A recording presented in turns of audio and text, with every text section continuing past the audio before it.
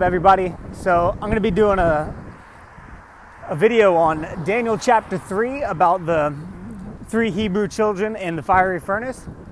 I'll be posting that either later tonight or tomorrow. I'm going to have a fun little Bible study on that.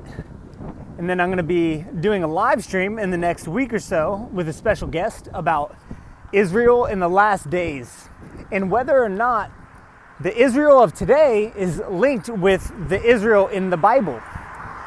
And it is, because in Romans chapter 11, that's one of the mysteries revealed to Paul, that God will go back to dealing with Israel in the last days. And so there's been a huge rise of anti-Semitism across the globe. And that's prophesied about. It's prophesied about in Jeremiah, Zechariah, Joel, and a bunch of different other books about how all the nations will be gathered together against Israel. And how God is going to judge the nations. God says, my determination is to gather the nations that have gone against Israel. And he goes on to say how he's going to destroy all the nations that go against Israel. And these are prophecies that people read in the Old Testament. And apparently people will try to teach that this is something that already happened or something, because I don't know how you draw that conclusion, because all the nations haven't been destroyed yet. So replacement theology is a lie, saying that the church took Israel's place. No. The church did not take Israel's place. And if you read in Romans chapter 11, we're gonna go through that.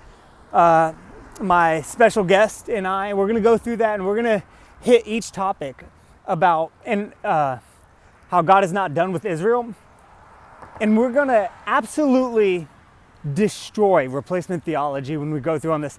And if you saw my live stream with Robert Breaker and Robert Potoff, we kind of already did by rightly dividing the word of truth. But we're going to go into even more detail about how God is not done with Israel and how he can't be. Because when God said he gave that land to Israel forever, he either did or he didn't. Also, there's prophecies of in the Old Testament and the New Testament of how Jesus Christ is going to sit on the throne of his father David. Now, when he came here, did he do that? The answer is no, he didn't. So either the Bible's lying, or the people that teach replacement theology are lying. But the Bible says, let God be true and every man a liar. So God's not lying. He's not done with Israel. He gave them that land forever. And by the way, that land that you guys call so-called Palestine, that land belongs to Reuben, Gad, and the half tribe of Manasseh. That land was promised to Israel. Not Palestine, not Philistia, not none of that. Israel. So we're going to go over that. We're going to prove that beyond any shadow of a doubt. We're going to go through the Old Testament and see where God promised not only the land that Israel has, but more than what they have right now. And we're going to go through that on the podcast, and I hope you guys are there, and I hope you enjoy it. And everybody that disagrees, I hope you guys especially join in, because we're going to absolutely destroy your theology and all your false beliefs. But yeah, so that's what's coming up in the next day or so. I'm going to post that Bible study on Daniel chapter 3, the 3 Hebrew children, Shadrach, Meshach, and Abednego, and how Jesus Christ in the Old Testament was there, and how he protected them from the fiery furnace of Nebuchadnezzar, and how new versions of the Bible changed that verse. And it's satanic what they put to try and get rid of the type of Jesus Christ.